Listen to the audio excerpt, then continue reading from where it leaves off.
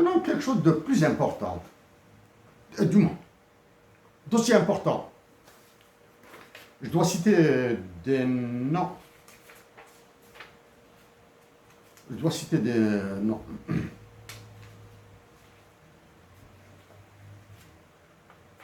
Général Abdurrahman Tiani, hein, général dirigeant du Niger, et les militaires Assimi Goïta et Ibrahim Traoré.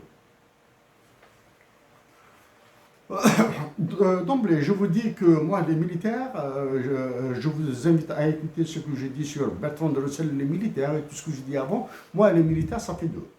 Okay. Est-ce que j'ai de la haine envers les militaires? Non. Et les militaires, ils doivent rester dans les casernes, exécuter les ordres des politiques et ne pas se la ramener dans la vie civile. Okay. Très bien. Vous êtes la CEDEAO, il s'est produit ce qui s'est produit à CEDEAO, etc. Général Tiani, il y a 2 ou 3 jours, vous avez reçu 70 millions de dollars de la part du FMI. Êtes-vous satisfait d'avoir reçu 70 millions de dollars de la part du FMI? Certains milliardaires américains peuvent les perdre en une nuit dans un casino. Sans en sentir le coup. Hein. 70 millions de dollars de la part du FMI. J'espère que votre satisfaction est mitigée. Okay? Bill Gates, George Soros, le patron là, Warren Buffett, peuvent dépenser 70 millions de dollars dans une nuit de casino à Las Vegas. Il ne sortira absolument rien. Du moins, en termes de quantité. Hein.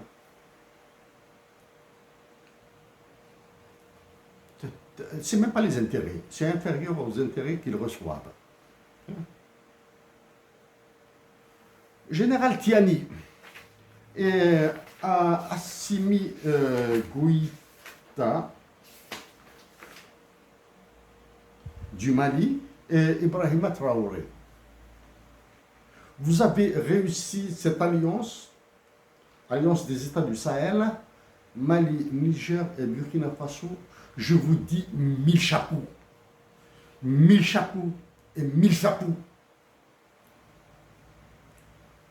Vous avez créé cette alliance. 1000 chapeaux, 1000 chapeaux, 1000 chapeaux. Vous avez décidé de quitter la CEDEAO. C'est un petit chapeau. C'est une petite casquette militaire. Une toute petite casquette militaire. Voilà. Hein.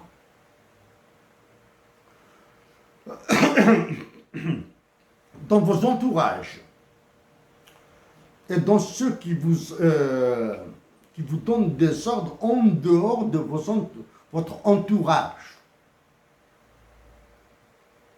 il faudra faire le nettoyage. Allez-y vers une nouvelle monnaie. Tant que vous n'avez pas, tant que vous ne toucherez pas au franc CFA, vous resterez les esclaves d'Emmanuel Macron. Okay. Assimi Goïta et Ibrahima Traoré, respectivement nés en 1983 et 1988. Pour votre âge, vous donnez la leçon à l'Algérie. Vous donnez la leçon aux Algériens. Vous avez pris la décision de diriger vos pays. C'est à vos nations maintenant de décider si vous êtes de bons ou mauvais dirigeants.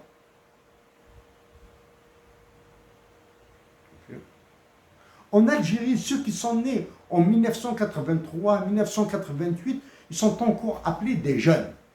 Récemment, l'État algérien a décrété que ceux qui sont nés avant le 1er janvier 1994 sont dispensés du service militaire. Une folie. Bref. Tant tant que vous n'irez pas sur la création d'une monnaie autre que le franc CFA, des monnaies nationales,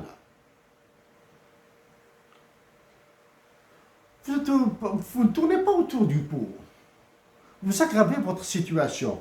Je le répète maintenant pour une question de froideur et d'objectivité politique. Le ministre algérien des Affaires étrangères est en train de partir un peu partout en Afrique, sauf au Mali, au Niger et au Burkina, soit au Tchad, la Libye.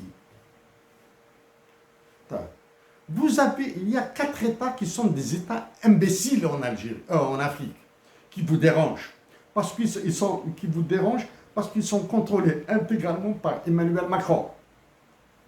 L'Algérie, le Sénégal, le Bénin et la Côte d'Ivoire d'Alassane Ouattara. Au général président du Tchad, Déby, le fils de votre père, vous êtes le fils de votre père, là. Je vous accorde des circonstances, de légères circonstances atténuantes. Vous êtes sous le contrôle intégral de Macron. Emmanuel Macron contrôle votre opposition. Il contrôle absolument tout. Mais le Tchad est devenu un pays extrêmement dangereux pour toute l'Afrique. Vous êtes en train de recevoir des Sud-Soudanais qui souffrent. Vous êtes en train de recevoir des Libyens qui souffrent. Vous recevez d'autres clandestins parce que vous êtes un pays disloqué. Donc, cet ensemble, plus votre sous-développement, etc., fait de vous un pays cadabre. Je suis désolé pour mes compatriotes, pour mes frères et sœurs du Tchad.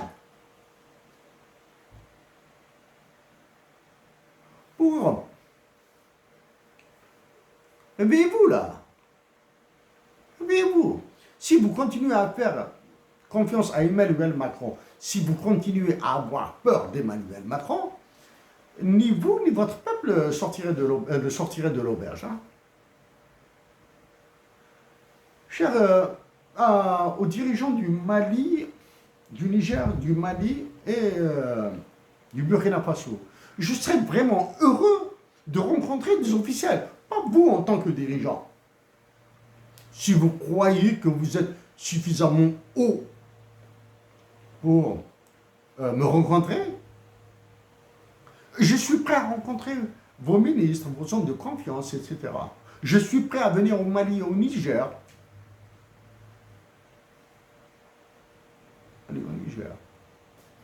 Je vous le répète, les 4 pays, actuellement, les 4 pays sous contrôle d'Emmanuel Macron les plus dangereux en Afrique sont la Côte d'Ivoire, l'Algérie, le Sénégal et le Tchad.